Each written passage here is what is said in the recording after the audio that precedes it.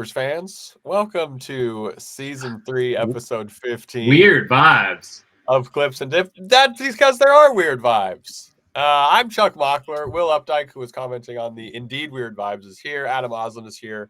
We are Clips and Dip. Thank you for watching. Thank you for listening to us. We have some pertinent stuff to talk about. Not fun stuff to talk about. Before we get into it, we're going to be talking the Kawhi procedures, the variety of things they've done to his knee, the timeline that doesn't exist. We'll get into all that. Before we do, Adam, Will, how are you guys doing on this balmy September evening? Doing pretty good. I got some vacation coming up, and it just hit me like how much shit I have to get in place for that to go off. So sure. Professionally, I'm fine. Personally, I'm great. All right, Adam, how are you doing? Personally miserable, but professionally, I'm all right. I'm not surprised. What are you not surprised about? Where I'm at. Good Lord, you guys. I think do we need to start over? No, I think there's a palpable numbness in the air from Clippers. The Clippers sphere, I feel like. There was a Lawrence Frank, Ty Lue presser yesterday. We learned that there's no timetable for Kawhi coming back. We learned... Which could mean anything, though. Sure. What do you think about it? This is a big test of Will. If you're new to the show, Will has been pounding the table that this is our year. This is the first time I felt it. This is maybe putting that to the test. The surgery happened in May. There's encouraging thing is that the team and Kawhi have seen progress in Kawhi's rehabilitation of the knee inflammation. He's trending in the right direction, but no timetable. Does progress more or less than explosive box jumps? Less. No specifics is less to me. Mm-hmm. They can't even dignify us with specifics on the explosiveness of the box jumps or shuttle runs. I don't know. I think I'm having a very Gallows humor vibe about this whole thing because how many sequels to Friday the 13th are there? I believe there's 8 or 9. I was gonna go with that. Yeah, okay. I like the one in. I was starting to think of Jason, so I get confused. No, that is Friday the 13th. They fought each other once. Yeah, is that for? Okay, I'm thinking Nightmare on Elm Street then. I believe Jason Takes Manhattan is 8. I want to say. Okay. I like the Jason X one where they're in space. Yeah. Okay. So there's 10. I think it just gets murky on how you count the sequels at a certain point. And his costume in X was way off, so I don't know if anyone counts that, but I liked it. Now that we've gotten that out of the way, this feels like we're just on Friday the 13th 4 or whatever. I'm just kind of like on a Wednesday, burnt out.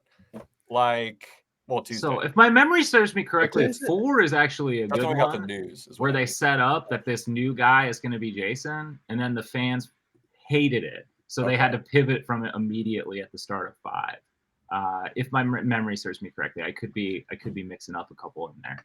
We'll get our fact checker on that for later in the episode. Is Wes Craven alive? This is what happens when the Kawhi news comes out. How are you guys feeling about it? I've just been to this movie before, and I felt way worse before the surgery. Okay. To be honest with you, but before the surgery, I feel like it was way worse. Okay, but let me bring you down. No, there's two things that seem to be definitive, right? He had surgery in May. Nobody's discounting that. And he's still not 100%, and it's almost October, and nobody's discounting that. Those are two facts. Just laying it out there. I feel like those are two facts. I think they are. Yeah. That's not that. I feel like 6 months is reasonable. To have no timetable? For a timeline to be back at full on-court activities after a procedure, depending on the procedure. But they're just working on strengthening stuff. He's not even going to be we're not at 6 months yet. May, June. From a cleanup. Wake me up when September ends. Okay, we'll wake you up in 7 days or whatever it is.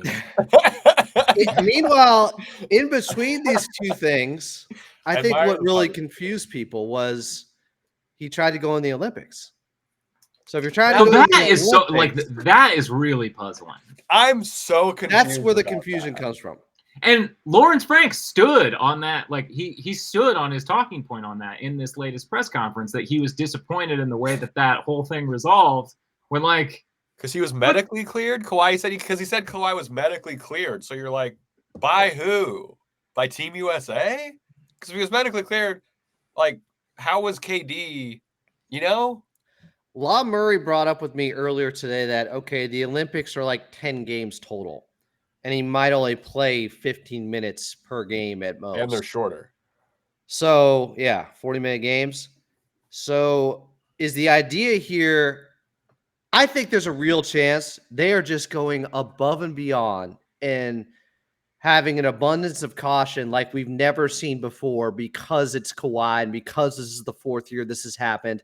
And if that's the case, I am all for it. Like, if you want to make sure, even if he felt like he's good enough to go in training camp, even if Kawhi wants to do everything, you're like, it's training camp and your knee is in a good place right now. So how wants him on about the court as soon as that thing is stitched up? Well, it's trending in the right direction. It's like they're working on the no drills thing. I'm like, okay, whatever. No drill. I don't know. I'm more tense about it today than I was yesterday, but I also am having a vaccine and flu shot hangover. But it doesn't feel great. But it's not is unexpected. that part of the numbness? Yeah, so both of those things are part of the numbness. It's not unexpected. It's not like I was It's like, not? it's not like I saw my phone and went, whoa. It's 3D. Well, Kawhi, I mean, I feel like getting Gaddis surgery. I feel like we'd have to review some tape, but I do feel like we have even talked about on this show, like it is a presumption that we will have Kawhi in the starting lineup on opening night.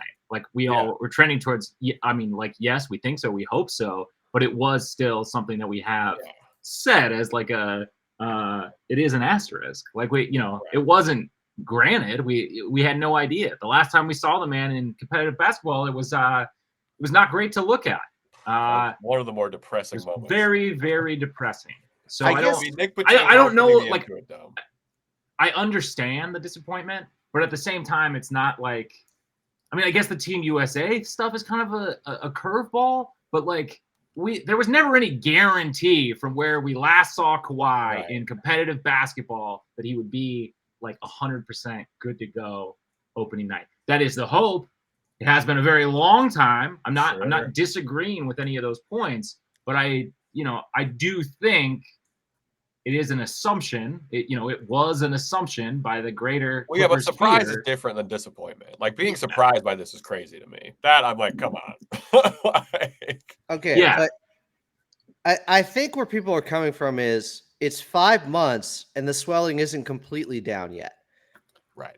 That's the concern, right? Because last season when he got the meniscus surgery, Kawhi talked about it at Media Day, like he was good in 3 weeks because we kind of ran the numbers because he wanted to play for Team USA then and almost did, but had some other priorities that he had to go to. And we were like, wait a second. So he was good in like 3 weeks. He was good in like a month. And that was meniscus. And this is cleanup.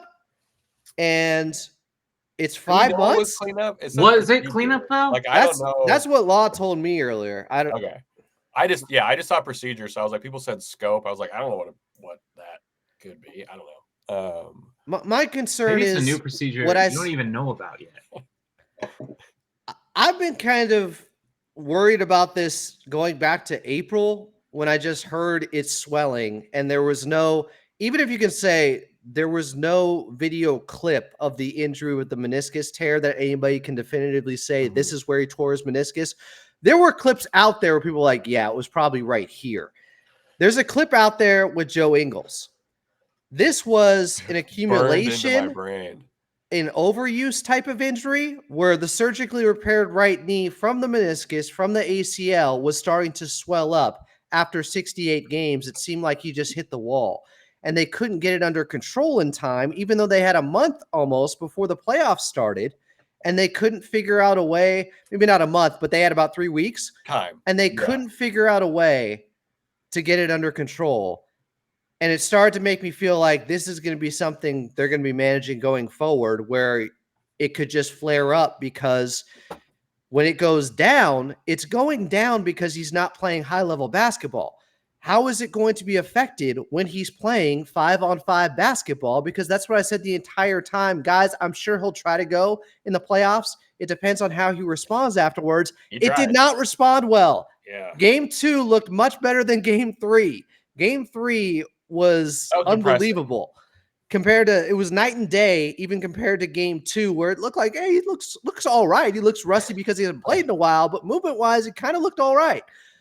This is my concern. This is where I'm coming from, where you just don't know. It's so unpredictable with the swelling, and that's a lot of what Lawrence Frank talked about. It's tricky, he said yesterday. Which, hey, he's right about that. Not trying to be an alarmist, but he said tricky. Yeah. I mean, the thing is like these, for the most part, we have like kind of reasonable timelines for what this stuff is going to take. You know, we kind of have a basic understanding from the injuries and stuff that have come before, but there's always weird freak stuff, right? Like I think about the Kyrie knee injury in 2015, and it seemed like he was better, and then the screws got like an infection. Oh yeah, and that thing lingered for like years, man, like years, and it ended up taking him out for another season, like I mean years later, until they finally figured that out. And I guess this is a really dark cloud of hope, but a hope is that like maybe there was just something that they hadn't accounted for, right? It's not like this was a regular knee procedure that he underwent and it's still just completely swelling and they have no idea why. Maybe there's maybe they found or discovered some sort of underlying thing that they're not going to release because that's not the way that Kawhi deals with his medical stuff. But there are anomalies and there is stuff that happens. And I understand the concern, and I, couldn't give you a big argument if you were to say Kawhi Leonard might never play playoff basketball again.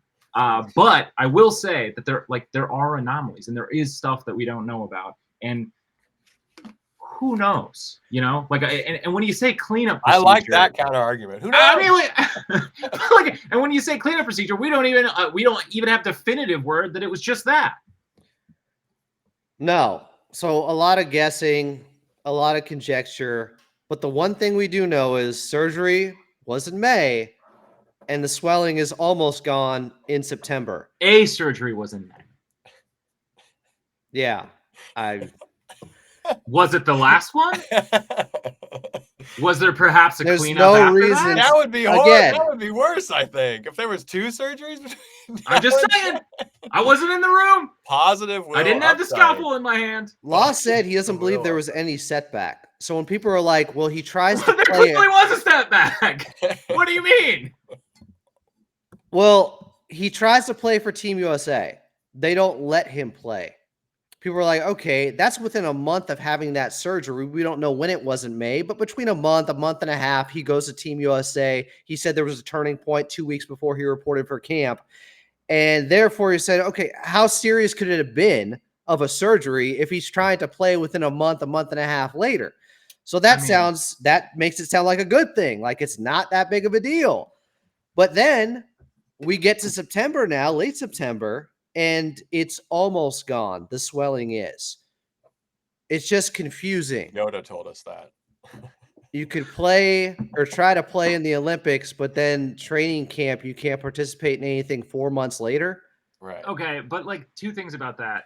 A, is some of that just posturing, like him really demanding on the Team USA thing. This isn't a knock on Kawhi, but I mean it's one of those things. He's also a guy who's going to say, but like we saw video. I know, but look at Game 3. He said he was fine to play then too. He couldn't come down from the fucking rim. Like what are we doing here? I'm just the assuming day after the surgery, he was probably like, "Yes, I'm ready to play. I'm ready to play Olympic basketball." I understand players are always going to say that, but at first, all the talking points were he looks good. Kawhi looks good out there. But what are they supposed to say? Well, you couldn't say a player looks like fair. shit, or we don't think that he looked good enough. That's like I don't think you can do that. From the video we saw, did he look bad with Team USA? He's playing 5-on-5 scrimmage stuff. Like that's 5-on-5 scrimmage seems to be more intensive to me than I would assume drills would be months And later at training camp. that's a wave of his no 5-on-5 during summer rule too. Maybe they're only doing knee drills, so he's not participating in those. They're dribbling on their knees. I don't know. I think, but Will, I think you are right. Like the only hope is like maybe it's not so bad. That's the only thing we kind of have right now. Hey, Nico's going to be a great opening night for. We're going to play fundamental basketball to start the season right off the bat and into it, which is great. And yeah, okay, but we just hope it gets I just also want to talk about like what was your realistic expectation? No one That thought there Kawhi wouldn't Leonard was playing still be 65 swelling games. this time 5 months later. That was my Great, but like, isn't that reasonable to not expect swelling 5 months after surgery? But how does this affect the overall, like the over/under of how many games you thought he was going to play coming into this season? Well, last year he participated in everything in training camp, and he's coming off the meniscus, that was encouraging. And it was apparently one of their hardest training camps ever. Coach Lou kept they stressing say that every year. The 2 year, it was more pointed this year, I thought. They said they ran harder than ever. And the year before that, Law said that was an unserious training camp compared to what we just saw this past season in 2023, heading into the 23-24 season. But didn't they just say that this training camp was like the hardest training camp ever? No. What? They haven't started yet. There is no training camp yet. There's no training camp. Pre-training camp. Okay, well, goalposts are moving now. Would you not feel better if they said Kawhi is 100% and participating fully in training camp than now, is all I'm asking. No, it's a long season. Better to start late. Okay. Finish on time. Well, maybe you're right. I admire, and this is what it's about. Like, man, I still think there's a real good chance all this is about is a guy who has been through injuries 4 straight years in a row, and they are being so overly cautious with him as they should be. And there's still a great chance he's going to be available opening night as long as everything goes according to plan and his knee responds. That his knee has to respond well. Nobody can predict it because they don't know how his knee's going to respond to training. That sound you hear is me knocking on wood. Because again, we've seen a couple of these movies. Not a fun ending. I do like Will's point about like, I don't know if this does change the amount of games I thought he would play. I would feel better, obviously, if he was participating in camp. But I wonder, because he's not playing 65 again. Anyone who thought that would be ambitious. Did you think that, Adam? Well, I thought we were all on record saying there's no way he plays as many games as he played. Yeah. Which was 68. But I think we still felt like, 60 plus games. We have thrown that out a ton. If we can get 60 plus games from Kawhi, 50 would be phenomenal. That would be great. Well, here's what I'm saying. The number we kept throwing out was if he's not playing any of the back-to-backs, that already puts him at 66. So then where do you go from there? And right now, it feels like there's a 0% chance he's going to be playing back-to-backs because there's 2 right away. If he plays back-to-backs. So when Lawrence Frank is being asked about that, and he's like, yeah, we're not projecting on that yet until we know where he's at, and then we'll have a plan. It's just like, I don't think he's playing back-to-backs. Like, what are we talking about? No. He can't.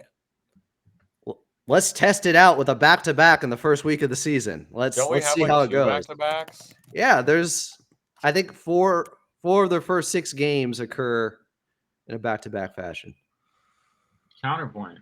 Have him start out the game with the back-to-back. You got a lot of time to pivot. You got a lot of time to react. You know? Yeah. October 26th, 27th, October 30th and 31st. That's crazy. What I hope is when he is, let's say he makes it through all the drills and he goes through all the hoops and checks all the boxes in training camp. No pun intended. He can start faster than he did coming off the ACL. Because remember how few minutes he was playing, and at first he was coming off the bench. I don't think he's coming off the bench anymore because he said, "No, we killed that." That was bad. That was just, that was a tough deal. But what if he just ramps up really slowly and he's playing 15 minutes, 20 minutes, not playing back-to-backs. You're getting Kawhi in once a week. That's probably not out of the realm of possibility right now. I said that I hope they somehow revolutionize load management this year with Kawhi on this show. And I think they have to. And so I expect, I fully expect like there's going to be a bunch of weird stuff. The injury report is going to be very busy this year. And we're never going to know if it's serious or not. Or if it's to help, you know what I mean? Like James Harden's reportedly in the best shape of his life, though. That I love. We're definitely going to talk about James Harden and what they kind of talked about with the offense and stuff. I'm very excited for James Harden. We need him to be great, given this Kawhi news. So we're going to do an Updike fun check later. But any last words on the Kawhi news from yesterday before we get into starting spots being up for grabs, which kind of made me flip out, Terance Mann extension talk, and some other stuff. Anything else left to say? Can you use a starter like an MLB closer? What do you mean? Like Kawhi just plays a few minutes every game. He doesn't start playing full game load minutes till after the All-Star break, and then he plays full playoffs. Yeah, okay. Like you just only bring him in for the second half. No, you still start him. It's kind of like bookend, so it's not exactly like a closer. It's just the minutes load of a closer. He's his own bullpen game. Yeah. Wait, when KD was coming back from the Achilles, didn't they try to play him in just second halves with Steve Nash as the head coach? Didn't that happen for a bit? It was like some real wonky load management stuff going on. Prior to the Achilles? No, after, because he's in Brooklyn. Oh, gotcha. I'm pretty sure they tried to only play him. I think you're right. There was either in only in the first halves or only in second halves. Hey, let's try it. It didn't work for them. I'm open to pretty much anything at this point. I am. And I would just bookend it. Start, end of the first half, start, second half, end of the second half. I just would like to say, with so many people being like, where's the transparency in this and that? It's like, guys, they don't know how his knee is going to react. So how can they project when he's going to be available? Kawhi doesn't know how his knee is going to respond to this stuff. So how can anyone else know? I don't know. I think that's asking a little bit too much sometimes. I understand it can be frustrating, but did you see the lack of transparency about the procedure, I think, is pretty frustrating. But it's also, I mean, that's Kawhi. Like that, that's not a that's Kawhi. Like I don't know. Also, what would it change? Yeah, that's true. I don't know. You could be mad sooner. Now I have an exact date. Yeah. I think it's funny. So I think it's funny too, because I feel like some of the reactions, like to your point, Adam, of like, what is it? Like, what would knowing the exact date or whatever help you do? I feel like there's this thing with some people who watch the game or are a fan of teams in general, where they're like, oh, now I don't have to care, or like, I'm done with this season. So it's like I feel like sometimes too. Yeah. I feel like sometimes people want maybe an excuse to watch less for whatever reason, to watch less or not watch it anymore. That there's a thing of like, oh, well, like I'm done this year. And you're like, hey, if you are done, weird, it sucks. Don't switch teams. That feels weird and gross. But like, if you don't want to watch, it's also fine. Like, he doesn't have to be the team. Specifically this season, it's like if you got in to watch a championship contending team, this season probably isn't going to be very fun for you, even if Kawhi was fully healthy going into this. But you know what I mean? Like, I just feel like there's this like, I'm done with it, I guess. And it's like, that's fine. But if this is your first year to watch a championship contending team, you're on the right boat. I feel like anyone that's that impulsive probably isn't actually going to hold to that. But yeah, look, I think it's reasonable to want. I think it's reasonable and fair to like, you'd rather have the information when it happens. And I totally get that part of it being frustrating. Like, if it happened in May, you want to know in May. I get all that. You're paying customers and stuff. But it's also not just Kawhi. Like Giannis does the same thing. Like a lot of that's the players thing. Do this. It's not exclusive to this organization. Ask Laker fans about Anthony Davis. Like right. It's more frequent because Kawhi, unfortunately, has been so injury prone. But it's not that unusual, like Will is saying, when it comes to superstars. and there's this just abundance of transparency, and you know everything up to the minute of what their body has been through. Like, I don't think Laker fans feel like that about Anthony Davis. I think they've been frustrated over the years, just like Clippers fans have been with Kawhi. But Yeah. I think it's more about the new NBA, and this is, I guess, unfortunate for some people that really care about this stuff and want to know exactly what they've been under and what the procedure was and stuff like that. But it's unlikely to happen in today's day and age. And also, again, what does it change? Truly. Like, what does it change? Like, are you as a fan gonna send some tips based on the date that this surgery happens? Like, how does this change anything? I had an 82-game parlay set up before the Kawhi surgery news. I'm ruined. Who's like, gonna it's his knee and his body, and like when it's ready, like I mean, he'll be back. I don't know, I don't know what else to say. It sucks, but like, what do you want me to do? Welcome to hell again. Like, it's gotten to the point where I understand people are like, I'm just gonna operate like Kawhi's not there, and if he is there, great. But we're going to just view this as operate. Yeah, we're just going to view it as, I don't know, James Harden's team at this point or something. I get if people are coming from that perspective because he's been unreliable with his health. It's really unfortunate. It sucks for Kawhi. He's one of the greatest players ever, and he wants to play. He's one of my favorite players ever. I hate this. I hate not being able to watch more of one of the best players of our generation. We will close the segment out on I hate this. Coming up, we are going. It's fair. Coming up, we're going to be talking Terance Mann extension stuff, the defensive identity, the fact that Terance Mann has to compete for his starting spot, which, hey, I don't know. If you're listening, thank you for listening. If you're watching, we appreciate you doing that as well. If you'd like to check us out visually, it's youtube.com/@ClippersPodcast. If you're listening, we got some ads coming up, and then Ty Lue talking 3, 2, 1. All right, we're back in. We've ranted, we've raved about Kawhi and the latest sort of injury news. Don't forget to let us know your thoughts. If you're watching this over on YouTube, you can do that in the comment section over just at any time. But now we're gonna talk some more stuff from this Lawrence Frank presser. Probably most notably is the Terance Mann extension talks. Look, whether Kawhi is good to go opening night or not, we expect a bigger role out of Terance Mann this season with the absence of Paul George.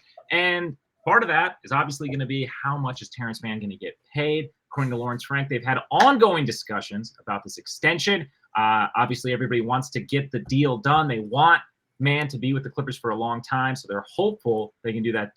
They can get that done, but there also might be competition for his starting spot. Where are we at here, Charles? This thing's running the gamut. I'm so confused by this situation. I'm starting Terance Mann Contract Confusion Watch 2024 on September 25th. You're welcome to join. I just don't understand. First of all, I think it's between him and Kendrick Nunn. Or not Kendrick Nunn, sorry, Chris Dunn. I knew what you meant, though. That's an interesting wordplay. I'm happy. Yeah, I'm so out of it from this goddamn shot. So it's him and Chris Dunn competing for the starting 2 spot. Adam, how do you feel about that? What would you have to see from Chris Dunn to feel like, yeah, he should have the starting spot over Terance? I think Norman Powell believes he's in the mix too. They mentioned defense and rebounding, though, right? Next to James Harden. He said that's not what Norm does. Well, no, he said defense and I believe was it 3-point shooting or taking outside shots, taking shots, which seemed like what they say. The second thing was an offensive thing. What did they say before the Russ signing about the kind of guys? That's true. Kind of identity they were going for? I think part of it is dangling a carrot right before training camp and getting guys' competitive juices up and iron sharpening iron and all those things. However, I think it's real too, because I don't think it's. Oh, I believe it for sure. I just don't think it's crazy to feel like Chris Dunn might be a better option than Terance Mann, honestly. And I love Terance Mann, but Chris Dunn, like, you can make the argument he's a better point of attack defender, probably. He is. Yeah. And his 3-point shooting over the last year, he only took like 130 of them, but he shot like 40% from 3. Like, he's a vet. He's a little bit older. I get the player comparison. How do you negotiate a contract after what Terance has gone through with this? It seems like a very razor thin wire, right? Like I this is like a knock on either party, but I'm like, it's a weird spot to be in. Yeah, and I think like sides. I guess that is kind of like a weird way to start a contract negotiation. But I do see Adam's point, and I am with that 100% with like what this team is going to be running out this year, right? Especially if there's going to be, large absences of Kawhi, like you're going to have to go with whatever's working. So really nothing should be guaranteed. So I think that it does make sense for Lawrence Frank to not come in and say, yes, Terance Mann is 100% guaranteed to be the starter. I suspect him to be the starter opening night. We'll see how it goes from there. But with what we've got to work with and the pieces that we have to put together, no one is guaranteed. Like outside of James Harden and Ivica Zubac, is anybody guaranteed anything like in this starting lineup? I don't think so. It's three guys: Kawhi when he's available, James Harden, and Zubac. Yeah, and that's like, and so if you're Terance again, it's just more of the same. I mean, that's tough shit though. Like I get that. To Terance, I love Terance too. But I could see him leaving because of it. Because he's like, we have the data of Terance as a starter with a different iteration of this team. Yeah. We know what he can do, but at the same time, like nothing can really be given for this squad. Right. That has to overachieve, right? I'm not saying anything should be given to him. I'm just saying it makes the contract negotiations so weird. They mentioned he does have to shoot better, more threes, and rebound better because he's big for his position. Of the teams, should rebound. Like of the teams that would be a threat for him to go to, though, I would think in the majority of them, if he's looking for a team that's a contender, he's not looking at a starting spot. Right, because then it comes down to, does he want to be a starter or does he want to go the be a really great solid backup point route. You mentioned just it's weird because you're trying to negotiate. But here's the thing, and this could sound cold. If he's not starting, how is he going to ask for starters' money? Like you could lower his value this way, and I don't think they're doing that intentionally. They seriously want to see who is the best player at the 2 spot next to James Harden. But it kind of makes sense. Like you might be able to get him a little bit cheaper. If he's playing here, because you can't start him in bench. 35% last year from 3. It's like, if he wanted to solidify the job and he shot over 40%, then maybe we wouldn't be talking about this. Like Terance Mann has got off to 2 seasons, the last 2 years, really slow from 3. Lawrence Frank addressed that part at the press conference yesterday. Yeah. Like it's not his job to lose. He hasn't played well enough to guarantee that. He's still like not a knock. Like it's not a knock. It's been such a stable, Well, they happen to bring in a really good guy at point of attack defense too. It's not like he's just competing with anyone. Chris Dunn does some things really well that you would love to have next to James Harden. I don't think it'll be Norm though. That feels. I hope not, because I think that goes against the identity part of this. Like, and I love Norm coming off the bench. I don't know. Yeah. No, for the team, the Clippers do generally have a very strong identity that doesn't shift. I like that Ty Lue mentioned this in the presser too. He was like, "We're gonna have an identity this year." He made a point to it.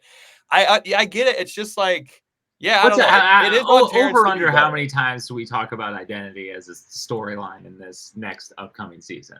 I would say we probably did it 50 times last season. 2.5 because they're gonna set it immediately, and we're gonna be so hyped. I don't expect a let's say, how about does a player mentioned if we have an identity this season, which happened twice that's last a good year. Call. And I don't think it's going to happen because I think it's going to be pretty obvious from the get-go. In a negative way. If they don't play, it's like you guys don't play defense on this team. If you're 17th defensively this year, you're going to be getting killed. You might be out of the plan. Yeah. And I think Ty Lue and Lawrence Frank both mentioned you guys got to have pride and you can go as far as the guys mentality. You need that mentality to do the little shit basically is what they were saying. And they feel really good about that with Derrick Jones Jr., who's in kind of a prove it year. He's on a pretty fair contract and could get a really big one if he plays well on this Clippers team with Derek Jones Jr. after this one's up. Kind of got it. So it's not a prove-it year. No, I mean, got like, paid. You know what I mean? Like, in the grand scheme of things, he could prove a lot for himself, I guess is what I mean. Because he's going to be guarding the point of attack. That was like, or the hardest guy to guard, because Frank also mentioned that Kawhi won't have to do that when he's there. But he's not guaranteed a starting spot either. Right. I'm excited about his 2. defensive. I'm not saying I didn't say anything about him starting. I just mean his defensive identity is going to be great for the team. It's like, well, how is he going to guard the OT's best player if he's not starting? I'm wondering. You know what I mean? Like, right. Okay, I think he ends up being the starter. I get what you're saying. Right. I didn't think there'd be 2 spots open, basically. I was surprised by that from Coach Lue. It wasn't just 1 spot open. There's 2 spots open that guys are competing for in the starting lineup. Well, doesn't that make sense? Because we've kind of said with Kawhi healthy, there's 3 guys. We have now, but we all were kind of assuming Terance Mann's it's going to be him. And now that's not the case. That's fair. Yeah. I feel like they have to start Derek Jones Jr. I think it probably will. Why would his side, like where we just need defense. If we're again defensive identity wise, he should probably be out there. That was your biggest offseason acquisition. I mean, you can say Batum, but we know what Batum brings, and they paid Derek Jones Jr. right. Over $10 million. I think it's just a little over per year. So, and that's the guy who just guarded Paul George. Right. I mean, yeah, Zoo's not going anywhere. Who is competing? I don't know. The Norm thing would be interesting if it's Harden, Norm, because then you have 3 defensive guys, but your point of attack defense is brutal. Unless, really bad. Norm is capable. We talked about this, I think, on the last show. Norm is more capable than he has shown defensively, and that has been a little bit frustrating at times. Does this finally get him going on the defensive end, knowing he could be the starter if he shows himself well there? Maybe, but I feel like that's such a hard transition to make too from his style of play of like this season I'm going to lock in on defense. Like for a guy like Norm, it's like that would be cool, but it seems very difficult. Will's had enough. There were some other One second, I gotta grab a drink. There were some other injuries that Lawrence Frank talked about. Undisclosed. He was like, there's some guys who have knocks. Minor stuff. I'm not going to say who until the time is appropriate or something to that effect. Maybe we'll find out, first press conference of training camp in Hawaii, who's available and who isn't. But it said minor, right? I think nothing crazy. Used that. Yeah. I don't think there'll be anything crazy. Yeah. I hope not. La Murray brought up some great stuff during the presser. One of the things I liked, he tweeted this out. The Clippers averaged 5 passes per game fewer than the 29th ranked Mavs and 2.1 fewer catching 3 attempts than the 29th ranked 76ers. Ty Lue said it's been on their mind all summer. This balance feels so hard to me because we had 2 of the most efficient guys in ISO last year in Kawhi and James Harden. We're going to need to lean on the James Harden ISO given what's happening. The balance between the more passes and the ISO is going to be really interesting to see. He was asked that. I think it was Rousseau who asked him about trying to, no, I think it was Tomer. He brought up that, you guys had the 2 top guys in isolation and points per possession were number 1, Kawhi by a pretty far margin, and then number 2, James Harden. So Coach Lue described it as we have to advance the ball and play faster. Like it's one thing if it's late in the offense to give it to those guys to go into their isolation and create and get us buckets.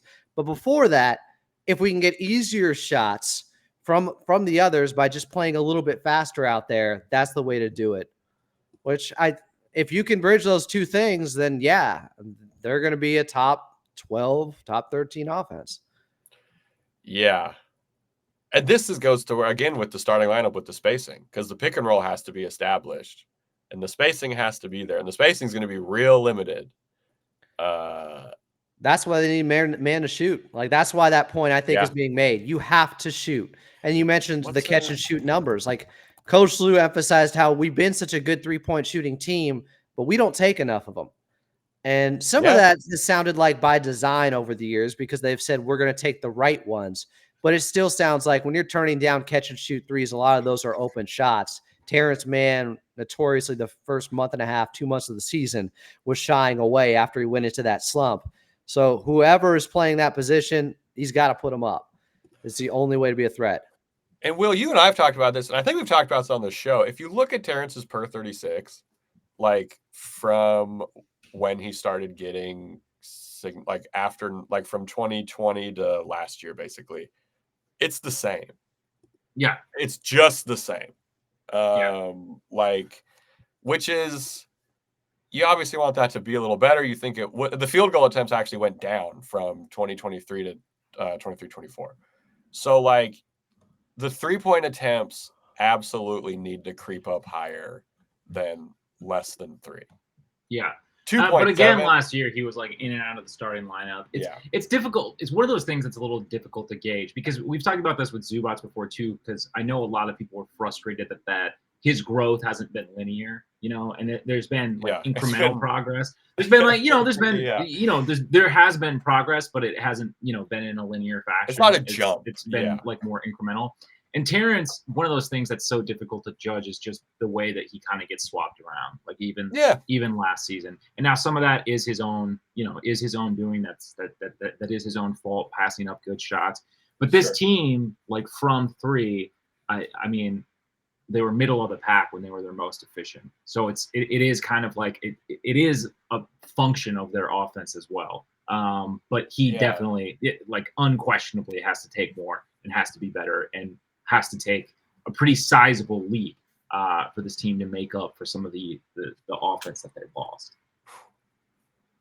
Yeah. I'm looking at his rebound numbers too. He averaged 5 boards a game in 21-22. He's never been higher than 3.6 outside of that year. He's going to need to be at 5 or 6. Like they again, because Lawrence Frank mentioned the rebounding in that press conference. Like he's going to have to be with his minutes. With his minutes, I would be shocked if he wasn't at 5 or above. I really hope so. He's not starting. Because we talked about him needing to have the chunky stat line. We were like, dude, you gotta be putting some like crooked numbers up like every night. As this is our year believer, I'm smashing the over 4.5 on Terance Mann rebounds. I hope so. One more than last year per game would be bare minimum, borderline not good enough. Because I love Terance, but I want him to have a clear defined role, and part of that is the team just being healthy. Part of that is him doing what the clear defined role for this version of the Clippers is. We've seen the training footage, right? He's training on the corner threes, all that stuff. It seems like he's putting the work. Yeah, what was the quote like from the trainer on that? Like, well, you all are taking 7 dribbles, 7 dribble combinations. Which I love. I love Clint Parks' Twitter. I love everyone who hates gimmicky trainers because they are ruining youth basketball. So there's another wrinkle and something Coach Lue said, a player he was effusive with his praise about yesterday at the press conference. In fact, I will give you right now the quote. Well, I don't see it on the rundown, and you're welcome to put things on the rundown. No, the rundown is for everybody. It is a group editable. I didn't want to jump a segment, and I wasn't sure. I'm trying to make sure that I'm not jumping a segment here because I was pretty surprised by this when I heard it yesterday. And Coach Lue said, I won't tell you the player yet, but he said, quote, "For us to have success, he's going to have to be a big part of that." Can you guess who he was talking about? Is it Carl Tart's favorite player? John Wall? PJ Tucker? No, not PJ Tucker. Is it someone in that vein of like someone who you'd be like, why are you saying this? Because they're bad at basketball. It's someone else who could take away minutes from Terance Mann. Is it Kevin Porter Jr.? Yes, it is. Yeah. It was Kevin Porter Jr. Damn. That is a pretty significant quote. For us to have success, he's going to have to be a big part of that. He talked about how talented he is, how he's going to coach him hard, how he was making $20 million per year at one point. Like, guys, if he doesn't get suspended to start the season, great. I know that's a crazy caveat. Awesome. But he is going to be in the mix for real. Like maybe we jumped the gun. Maybe I jumped the gun when He just hasn't played. I don't think we've jumped the gun. He hasn't played NBA basketball in quite So, some time. I think I it's agree. totally fair to be like, he's got to earn it because he hasn't played professional Right. basketball in a very long time. And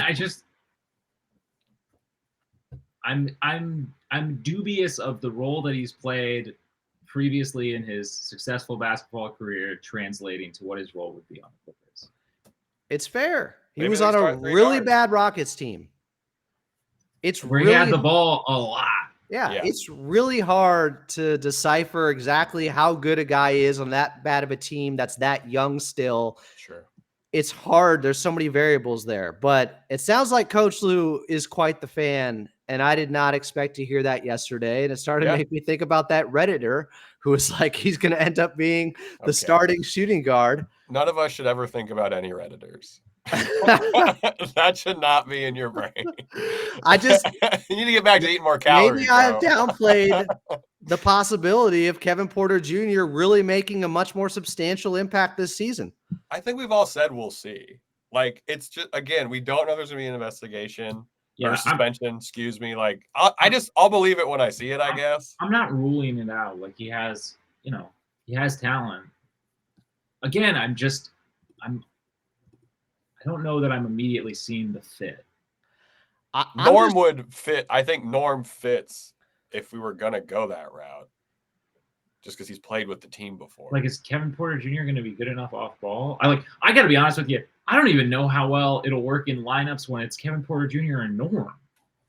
Yeah, I don't know. Like, that seems like it's going to be a nightmare. Ooh, I think I haven't even. We're going to see it, and it's going to suck. Well, here's what I'm saying: we start 3 guards. Because get it out of the way. Rip you the got Band-Aid James, you got Norm, you got Terance, you got Kawhi and Zoo, or Nico and Zoo to open the season, most likely. So Kevin Porter Jr.'s 5 defensive rating, which is an extremely flawed stat for individuals because it's dependent on the team. But the last was on the year, worst defensive team. The last year with the Houston Rockets, it was like 119. But that's right with the Clips. I think he actually projects to be a better defender than people realize because of his size. If you get him to buy in. And we just have no idea what he could do on a team that is, actually trying to make the playoffs. Some tape on this? Well, let's do there is out there. 5 next. Can you run some tape on this? Here's the thing. People have overrated some stuff with him, like the 50-point game he had, and they say he had it on Drew Holiday for the Milwaukee Bucks. I went back and watched that tape. He hit 10 threes.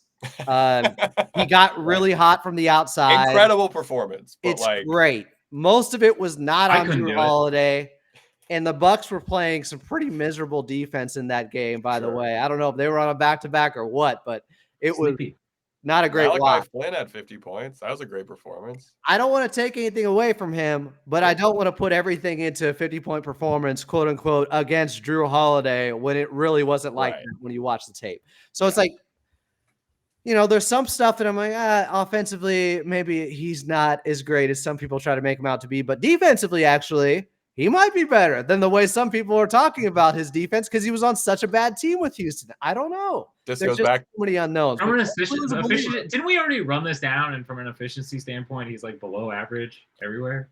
I was gonna say Adam's argument goes back to Will's. Who knows? Could be from the Kawhi, which is fair because That's why you come to this show. The hard hitting analysis. There's too many unknowns. The unknowns, as I agree, Adam. It's like he hasn't. Yeah. But what we know is Coach Lue's a fan now, and Coach Lue says if they're going to have success this season, basically, he's gonna have to be a big part of it. That's what he said. He might have said the same thing about John Wall at some point too. All right. But if they're going to have success this year, basically everyone has to be a big part of it. Also a good point. And no one can be like bad this year who gets substantial minutes on the Clippers. Overtly bad. Like no one can. I mean, it's just much more of a committee. It's like just much more of a committee team. Not completely by committee because there are still some high ceiling standout guys, but all hands on deck. Yeah, more so than previous years. This is not a team that can just go out there and overwhelm you with talent at times. They have to be a tight-knit group that gels Right. really well, and the whole is greater than the sum of its parts, right? It just has to be. Good hold. They have to elevate each other. They got to do, and that's, I mean, and we talked about this a couple weeks ago. That's why I love the James Harden training camp, pre-training camp stuff, and first full training camp with the Clippers for James Harden. Yeah, which is fantastic.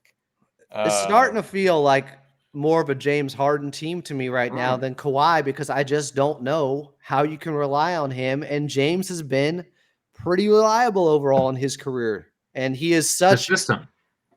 Yeah, when you're a system and you're on the court more often, it's like I guess it's really going to depend on how James Harden looks out there. Yeah.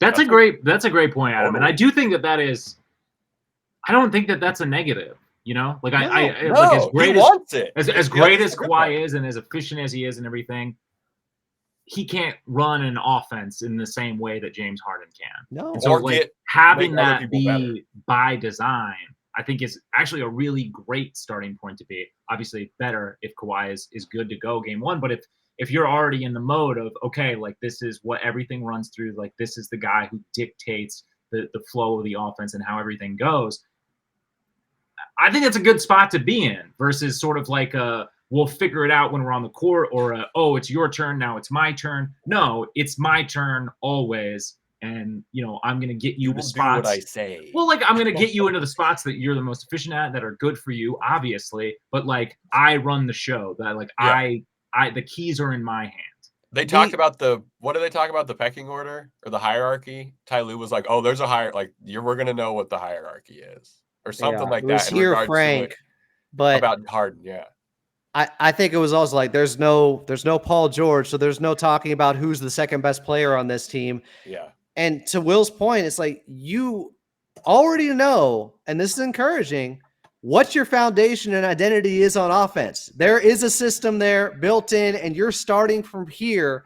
And most nights you're hoping if you have this guy, you at least have a true game plan that everybody's going to be in tune with on that end, because he's running the show and making the trains run on time. Like that's James Harden. And he is proven. And running the offense more of a floor raiser than either Kawhi or Paul George, like for everyone around them. So it's nice-ish. Man, is it our year? Whoa, guys. I think it might be our year. Last segment, I wasn't so sure, but. Well, and he's going to be, he's going to have what I'm assuming a huge voice on who is going to be next to him in the backcourt. That's a good point too. As he should, given the amount of total minutes that he's had. I don't mean that in like a bad way. Very sound. Like, so do you think that he would have something to say about Terance? I don't know. Oh, I think he does. Yeah. What do you think? I don't think there's any way Coach Lue would not ask for input from James Harden when they were talking all last season. And that was part of the reason I think James Harden was so excited to come to the Clippers. Where do you think his head's at, though? Like, what do you think he's looking for? Okay, so Terance Mann started 71 games last year next to him. Is there enough comfortability there? Does he attribute Terance Mann to being a part of why they went 26-5 and how he did so many little things and he's a nice fit? Or does he have any experience with Chris Dunn, who I'm looking at? It's like, he never played with him in any capacity I know of, unless, he's too young of a player to play with him in AAU or anything. So yeah, I don't know. I would I think Harden. I think Terance Mann is the inside track to winning the starting two job. I do. I also think Chris Dunn could get it.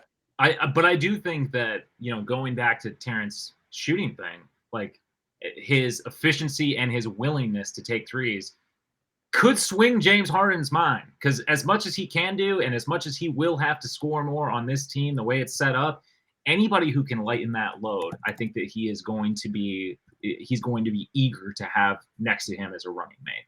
And so if Terance Mann can do what we know he can do defensively, we know all the connector kind of things he can do, the rebounding defensively. But if he can make things a little bit easier for James offensively, I would feel pretty good about him being on the inside track to holding down that spot. This is I don't know how much stock we put into this. The James Harden, Terance Mann net rating together, just that 2-man lineup, plus 4.6. So not lighting it up. It's obviously a huge sample size. It's one of the larger ones for minutes. What about those two plus Zoo? 3-man lineups. The one thing I'd say for how James Harden could be analyzing this is I wonder how many of those times did he find Terance Mann and see him turn down a 3-pointer and that frustrated him last year? 100%. I mean, that's the thing. I don't think he's going to have a lot of patience for that. Plus 3.6, those three. The other factor I think though is Dude's breaking the team down, guys. We're not starting that. I think I've certainly maybe have, I don't want to say overlooked, but I forget about Chris Dunn sometimes and what a big factor he could be for this team. And I never really considered him because I just maybe I was hoping too much for Terance Mann to be the guy and just have some stability there. No, he finally has his role, and I understand that. But there's a real argument to be made that Chris Dunn is the better ball handler, the better initiator on offense. This is someone who has averaged 5 assists per game a few different times in his career. I said he would be second. Has never done that. If you have like two high-level passing guys, who exactly are they getting the ball to? But what I'm wondering is, does James Harden feel like this takes a little bit of the burden off me when I don't want to have to bring the ball up every single time? And that's fair. No, that's fair. You can have Harden obviously shoot the shit out of the ball. But he has turned down catch and shoots himself. He got better at it, but you are right. Yeah. And then Dunn, you talk about an adjustment to his game. He's going to have to take a lot more threes. He averages less than 2 for his career per game. So that'd be a big, if he could show that he could. I mean, I'm very excited for him to be on this team. But that, talk about someone who has to make an adjustment with shooting more threes. If he's that's a good point. That's a good point. Yeah, he's never 2.6 is the most he's ever taken. What you want is someone right in between Chris Dunn and Terance Mann. Actually, that would be the perfect play. Yeah. But yeah, overall, I don't know. It's going to be interesting. There's a lot of question marks, which, if you're a sicko, I think is fun. Yeah, I think that's a real battle in camp for the 2 spot. And the 3, right?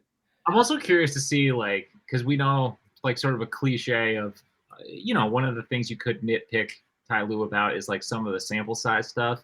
Maybe a 10-game sample size is just way too long for certain things. Sure. I'm curious to see, with us all agreeing that things are a little bit more of a by committee thing, that this team is going to have to find and run with what's working, how that's going to change his approach to some of these rotations in some of these minutes. Because if something isn't working, you don't have the luxury of having Kawhi and Paul George sort of lift stuff up or help get you through. Something isn't working, it's going to be pretty apparent, and you're going to have to find something that is working really, really fast. Yeah, cycle that shit out. I guess when I think about the 3 spot, the only reason I think Derrick Jones Jr. is pretty close to a shoe-in is because it's either him, Amir Coffey, or Terance Mann, or they move Kawhi back to the 3 because they're playing someone else at the 4, but I don't see that guy on the roster right now because I don't think Batum is going to start. Well, you can't see Kai Jones? Yeah. Must have blinders on, buddy. Here they come.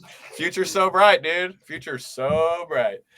No, but that's a good point. They're a little, for what a starting 5 for a team that, again, has no interest in losing games or benefit to get, a pick or anything. You kind of got to start Derrick Jones Jr. What if Terance Mann and Chris Dunn performed so well in their battle in training camp, and Derrick Jones Jr. was just all right, and he was like, all right, Chris Dunn at the 2, Terance Mann at the 3. Is that crazy? That'd be weird. Insane. It just, again, depends on small. But Mann he guards up a lot. Yes, it is guarding Luka. Luka's that's a big boy. The offense would be crazy. Good? Yeah, that's what I'm questioning though too, is how well does Harden and Dunn really work together as a backcourt. Yeah, that's why I got Dunn Terance can in play there. on or off ball though. Like I'm saying, you got options with Chris Dunn. You really He's do. never taken more than 2.6 threes a game for a season. How does that work? I mean, yeah, that there is something to that. He gets to the rim, he's got a good floater, but he has to take more threes. And maybe And grab it's boards. as simple as much as we harp on Terance Mann about not taking enough threes, it's like, well, what about Chris Dunn taking? Maybe it's that easy. And so maybe Terance Mann is the inside track. He does. It's just a 3-point camp is just going to be them shooting 150 3-pointers a day as fast as they can. And whoever does it the fastest and has the best percentage. I just don't see it working. Like, actually, I mean, defensively, it's awful, but like Norm to me makes more sense than Chris Dunn in the back. Because of the defensive thing, I can't get there. Yeah, I don't know. The defense. Norm is way better off ball, though. He is, but the defense would get so shredded with those two on the perimeter. Unless Norm shows something, which he could. I don't. We'll see. He makes a Robin Lopez type pivot in his career and becomes. I like the Clippers are want to do during this season and redefining the identity. I mean, what makes the most sense? Terance Mann at the 2 and Chris Dunn running the second unit at the 1, right? That's like the most conventional wisdom. Yeah. Sure. Unless KPJ's involved now. I don't know. I mean, that question mark is larger or smaller. I don't know what. Bones was also mentioned. Bones still on the team. PJ Tucker's still on the team. We didn't even talk about him starting next to Zoo. PJ was talked about when they mentioned 4s when Lawrence Frank was going through, I think. By default, they have to. He's He has played the 4 before. He has started a must-win game. Yeah. Things were going pretty good back then. All right, coming up, we're closing out the episode with a classic segment, which if you've been listening to us, you've heard before, and you've probably been like, where the heck is it? And if you're new, it's called the Updike Fun Check. It's a very fun time. If you're listening to us, there's going to be an ad break. If you're watching, thanks. We're still here. You get to see us for a couple extra seconds. We got ads coming up, and then an Updike Fun Check, and then a special piece of content in 3, 2, 1. Welcome back in. It's Clips and Dip. I'm Adam Oslin. We got Chuck Mockler and Will Updike here. It's good to be with you guys. Season 3 here on the show. And while I wasn't here when this segment was born, when something was born out of this segment, I am a fan of it. I got to tell you that much. And it is called the Will Updike Fun Check, which is a really interesting question right about now with everything going on with this team. If there was ever a time for this bad boy to be on the rundown, beautifully put together by Chuck Mockler, the time is now. I gotta be honest, fellas. I'm 1.3 glasses of wine in, but through this conversation, it started out real low. There's so many question marks with this team that I think it's pretty fun. There's a lot to talk about. It might, I mean, obviously it's our year, so it will translate to winning basketball as well. But I think I think it's pretty interesting. I think it's pretty interesting, and especially when you take off the burden of certain expectations and the team being so sort of like hammered into ways that they were trying to play despite not having an identity. You know what I mean? What certain voices in the locker room thought the team needed versus what the front office thought they needed, and they were like really trying to ram a square peg into a round hole. This just feels more fluid to me. It feels interesting. I'm not gonna say good, but it's interesting for sure. I like your point about it being interesting. It's a lot more interesting being a team that isn't, some would say, favored to win a championship and have question marks. Because when you don't have to be favored for it to be your year. Very true.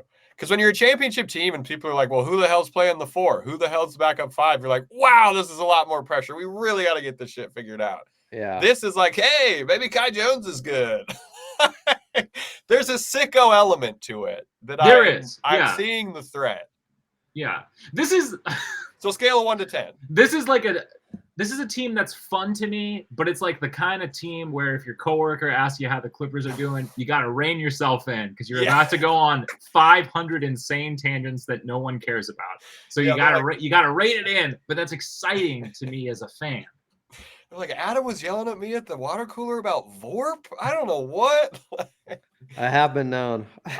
So Who's scale this of 1 Chris Dunn character? scale of With 1 a to 10. K? Scale of 1 to 10, your fun level. 10 being a carnival, 1 being hour 2 of a Zoom meeting. 5 being the How long in are we? Run hour 1.98. I'm at like a 7.5, like a carnival ride, but a fun one, not one where you have to go upside down or it's too jerky. Okay, Adam, what's your fun level? Honestly, I'm with Will. Like, we talked ourselves into this being a really positive episode somehow when it started off in a brutal way. It's kind of fun, right? Like there is some interesting things. There is. Lunatic shit. I love it. I can't stop thinking about now Chris Dunn and KPJ and like having so many guards and a real possibility now of having our backup 5? 2 new starters. Like, what? I don't we don't know what this team looks like. Like that's kind of exciting. Infinite possibilities. I am so excited to see the people who are not excited about this team react to the transition we go through in this episode. Because I started it low for a reason, because I was low. And you guys matched that energy. Because it was a tough 36 hours or whatever. Yeah, I'm right there with you guys. There's a bunch of random players you can choose. There's some great fan favorites. You're gonna be like, I thought, like, it's gonna be such a weird year, which I think we've talked about before on this show. It's gonna be a super weird year. It's gonna test some people's patience on how much about the Clippers they'd like to learn. They still love them, but how much do you really want to learn about this Clippers team this year? Yeah, there's question marks in the starting lineup. There's question marks everywhere. Yeah, I'm fired up for some lunacy. To underscore just the variance that it could be with this team, good or bad, wins, losses, somebody responded to a video earlier and said they're winning 35 games at best. And I said, of course, underneath it, I'm saving this. And he was like, go ahead, save it. They only won 45 games last year. I was like, dude, they won 51. So he was like, they could win 10 less. What year is it? Anyways, then I thought after I said, I'm going to save this, I was like, damn it, what if he's right? Right? Because like it's not that crazy, I guess. Like it could be between 35 and 45 wins somewhere in there. I don't know. You got Adam questioning receipts. You know it's going to be a fun year. Dude. All right, it's probably 42 wins, right? 42, 43 wins. Well, for it to be our year. The over-under, was it 40 or 41? It was like 40, I think. Oh, I thought it was lower than that for some reason. Was it 39.5? I thought it was that. It might have been. I thought it was I don't look at that stuff. But that's when they thought they were trading PJ. Yeah, Adam's the gambler. Yeah, right. I mean, well, the PJ bump. Again, back to my 82-game parlay that is completely derailed now. Okay, we got to close out with one of the weirdest pieces of Clippers-related content I've ever seen in my life. I'm going to share the screen. It is, the longer you look at it, just the more confusing it is. I missed this part. So it's a TikTok trend where people dance in a circle, but they're doing it with people who are, the Kawhi guy kind of looks like Kawhi, I guess, but they're wearing current jerseys. And also a jersey that says player 25. The zoo one is horrible. Look like him at all. I thought the guy wearing 22 or 55 for a second might have been Cam. Just when it first clicked on, I was like, "Oh, this isn't real. Never mind." It is. Why did they put so much production into this? They paid for all these jerseys. They paid for these jerseys. They just had them. It's called being a real fan. I have a number 25 player jersey. Horrifying. But I missed the Harlem Shake right about now. Just some bring that back. Just some of the weirdest content style, whatever. Just one of the more up there with. Remember the deep fake Kawhi GIF from like 4 or 5 years ago? This was when Will and I were on Locked On. There's the GIF of Kawhi doing the thumbs up, right? You know what one I'm talking about? Someone made like a deep fake of themselves over Kawhi's face. And that was being used a bunch because people like, but I remember that's up there into the weirdest pieces of content. Okay, we have to get out of here. I'm full of so much hope. I have to go shout it from the rooftops. We're We're gonna gonna go 2 hours. I didn't mean to like. I don't want to go 2 hours. We're gonna be back next week with a preseason game preview. There is Clippers basketball next week, which is I awesome. think we're gonna have the radio broadcast of it. There we go. We're probably gonna be wait. doing a live after it on Friday night. We're going to do probably a preview app and then a live hang, which will be very fun. Will, where can people, now that they are also completely on board with how fun this season is going to be, listen to us, tell their coworkers after they've talked way too much about DJJ and how often he guarded the point of attack last year? Where can they tell people to listen to our show? Yeah, for a good time, you can listen to this show anywhere you get your podcasts. You can also watch it over on YouTube. That's youtube.com/@ClippersPodcast. If you happen to watch over on YouTube, if you'd subscribe, maybe turn on some notifications, that'd be great. You can leave a comment at any time. Yeah, you can subscribe to us, though, wherever you get your podcast. If you happen to listen over on Spotify or Apple Podcasts, leave us a little rating or review. Definitely help us out. But however you consume this show, we appreciate you. We really do. And Adam, I don't know if there's any more positivity to be said, but one positive thing to send these Clippers fans out to close their week out with. Only one. Only one? What haven't we already mentioned here? My God. We've barely talked think- about Mo Bamba. I truly think Pick and pop. they're being overly cautious with Kawhi, as they should be. And when I hear the swelling's almost gone, it's encouraging. It is. Okay. I don't know how else they should handle this than the way that they have so far. I don't know any better way to do it. Like, this is the best opportunity. They're giving him all the best chances in the world to be able to play opening night. We'll see how the knee responds, but I would not push anything in training camp either. There's really no reason to. He's a vet. He's 33 years of age. I don't know if he's going to learn anything in training camp. It'd be nice, but I'm okay with it. Just get him healthy. There we go. Just get him healthy. We'll be back next week with real basketball to talk about, both before and after the game. Thank you for hanging out. And as always, let's go Clips.